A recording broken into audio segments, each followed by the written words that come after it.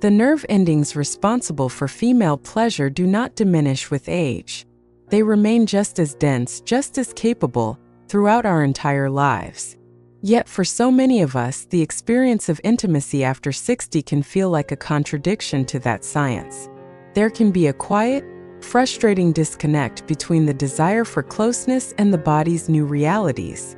It's a subtle grief, this feeling that a part of you that once brought joy and connection is now a source of anxiety or discomfort. It's the conversations we don't have, the moments we avoid, and the silent worry that this is just the way it has to be now. But I am here today to tell you with complete certainty that it is not. A new chapter of comfortable, joyful intimacy is not only possible, it is waiting for you. I'm Dr. Emily Hart, and for over 15 years, I've dedicated my practice to women's wellness through every stage of life. I'm here to help you navigate the changes in your body with clarity and compassion. This channel is a space for us to do that together. If you find value in these conversations, I invite you to subscribe and become part of our growing community. And I would so love to know who I'm speaking with today. Tell me in the comments, where are you watching from? I love seeing where this community of strong, vibrant women comes together. Now let's talk gently and honestly about reclaiming comfort and pleasure. Our first step is to visit a part of our body that is so incredibly important, yet often misunderstood: the pelvic floor. We hear about it, we're told to do Kegels, but we rarely discuss why it is the absolute foundation of comfortable intimacy. For many women, intimacy becomes painful after menopause, and the instinct is to blame dryness alone. But often, the real issue is what's happening in these deep, supportive muscles. I think of my patient, Carol, a wonderful woman in her late 60s, married to her best friend for 40 years. She came to me, her voice barely a whisper, and confessed that she had started making excuses to go to bed early, just to avoid the possibility of being close with her husband. She said, "It's not a sharp pain, Emily. It's a deep aching soreness. Feels tight, braced. And the more I worry about it, the worse it gets." She felt like she was failing her husband and even worse, failing herself. The joy had been replaced by dread. Carol's experience is so common. Here's the science made simple. Imagine your pelvic floor is like a muscular hammock, stretching from your pubic bone to your tailbone. It holds up your bladder, your uterus, and your bowels. After menopause, the drop in estrogen can cause these muscles and the surrounding tissues to become thinner, weaker, and less flexible. Now, we all hear about strengthening these muscles. But for many women like Carol, the problem isn't just weakness, it's also excessive tightness, what we call a hypertonic pelvic floor. Out of anticipation of pain, the muscles clench, creating that deep, aching feeling. The solution is not just to squeeze, but to learn to relax. It's about restoring balance. So here is a simple, gentle practice you can do. Lie comfortably on your back with your knees bent and feet flat on the floor. Place a hand on your belly. Take a slow, deep breath in, and as you do, imagine you are filling your belly with air and allowing that breath to travel all the way down, softening and expanding your pelvic floor. Feel it gently release and open. Then, as you exhale, you can add a gentle contraction, the classic Kegel, squeezing as if you are stopping the flow of urine. Hold for 3 seconds, and then, most importantly, fully release and relax for 6 seconds on your next inhale. The relaxation phase is twice as long as the contraction. This practice, done for just a few minutes a day, retrains those muscles to not only be strong, but also supple and relaxed. For Carol, this was a revelation. Within a few weeks, she began to notice a difference. The constant, low-level tension began to fade. She felt less like her body was braced for impact, and more like it was her own again. This is the first step, building a conscious connection with your body's foundation. It's a gentle rediscovery of control, turning dread back into possibility. Next, let's talk about the physical dance of intimacy itself.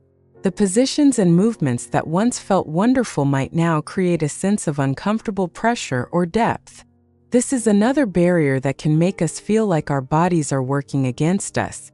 I remember speaking with Sandra, a vibrant artist in her early 70s who had a new partner in her life. She was thrilled to be exploring romance again, but she confided in me, "I feel like I'm constantly bumping up against a wall. There's a specific angle where it just hurts. It makes me tense up immediately." She was so worried that her new partner would think she wasn't interested, when in reality, she was just trying to avoid a very specific physical discomfort. What Sandra was experiencing is incredibly logical when you understand what's happening inside. The vaginal canal actually shortens and narrows slightly after menopause, and the tissues become less elastic. Deep thrusting in certain positions can put direct pressure on the cervix or the top of the vagina, which can be quite painful. It's not a sign that anything is wrong. It's simply a new architectural reality that requires a new approach. The solution is to become the choreographer of your own comfort. The goal is to find positions that give you control over the depth and angle of penetration.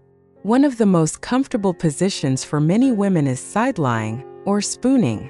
This position naturally limits the depth and changes the angle, often avoiding that sensitive spot Sandra described.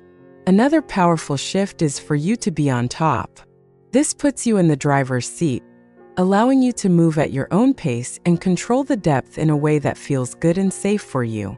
And never underestimate the power of a simple pillow.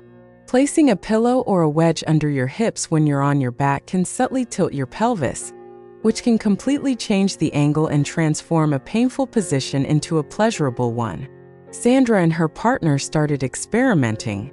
They found that spooning was not only comfortable, but incredibly intimate and sensual.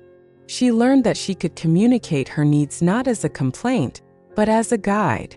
A little to the left. Right there, that's perfect. She took ownership of her pleasure. The tangible benefit was immediate physical relief, but the emotional benefit was even greater. She felt empowered, safe, and deeply connected to a partner who was happy to follow her lead. You are the foremost expert on your own body. You have every right to guide the dance.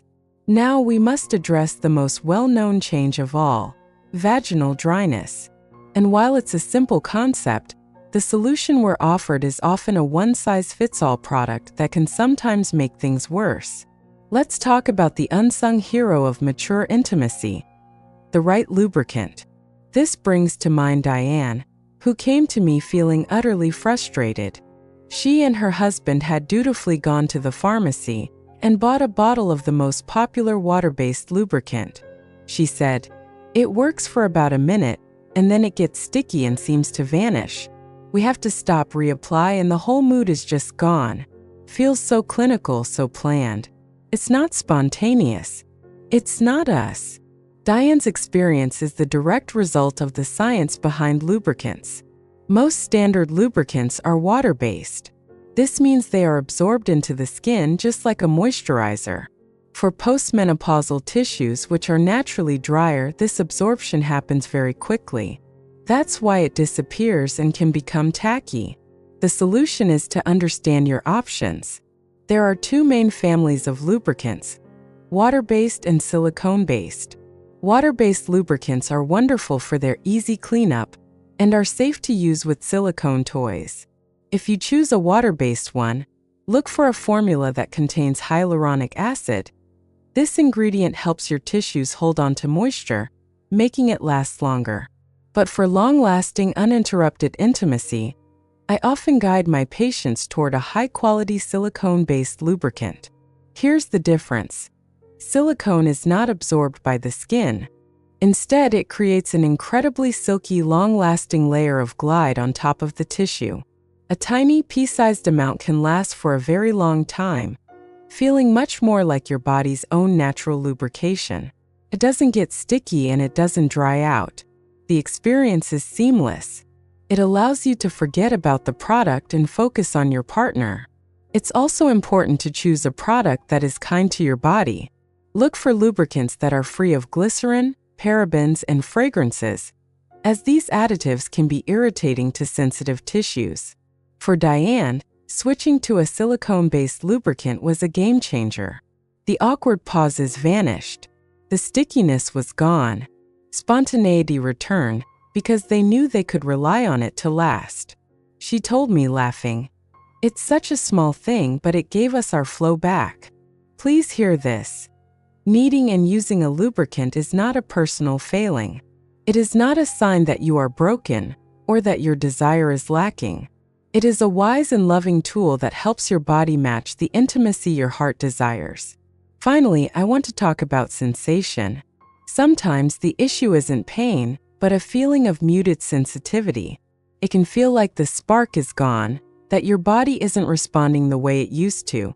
This can be the most disheartening feeling of all. The science here is all about blood flow. Estrogen plays a huge role in promoting circulation to the pelvic region. When estrogen levels decline, so does that rich, spontaneous blood flow. This means that arousal can take longer, and sensations might feel less intense. The nerve endings are still there, but they need a little more encouragement to wake up. The solution is to gently and patiently invite blood flow back into the area. Warmth is your best friend. A warm bath before you are intimate can be a beautiful ritual that relaxes your muscles and brings circulation to the surface of the skin. Focusing more on outer course and clitoral stimulation is also key. The clitoris is externally located and remains profoundly sensitive throughout a woman's life. Spending more time on this kind of touch before any kind of penetration can dramatically increase arousal, blood flow, and overall pleasure. It resensitizes the entire area. This is about broadening your definition of what intimacy is. It is not a performance with a single goal. It is shared sensation, it is warmth, it is touch, it is emotional connection. When you take the pressure off, you give your body the time and the gentle encouragement it needs to respond. Your body's capacity for pleasure has not vanished. It is simply speaking a new, quieter language. It's time to learn it. Your body has carried you through a lifetime of experiences. It has loved, it has labored, it has nurtured, it has endured. It deserves to be treated with tenderness, patience, and profound respect. This new season of your life is not about loss. It is about wisdom. The wisdom to listen to what your body needs. The wisdom to communicate those needs with love. Your body is worthy of pleasure. Your desires are valid. And you have the power to create a future of intimacy that is rich with comfort, connection, and joy. Thank you for sharing this time with me today. If this conversation resonated with you, please share it with a friend who might need to hear it. And join the conversation in the comments. What is one small, kind thing you can do for your body this week? I love to read your thoughts. Be well, be kind to yourselves, and I'll see you in the next video.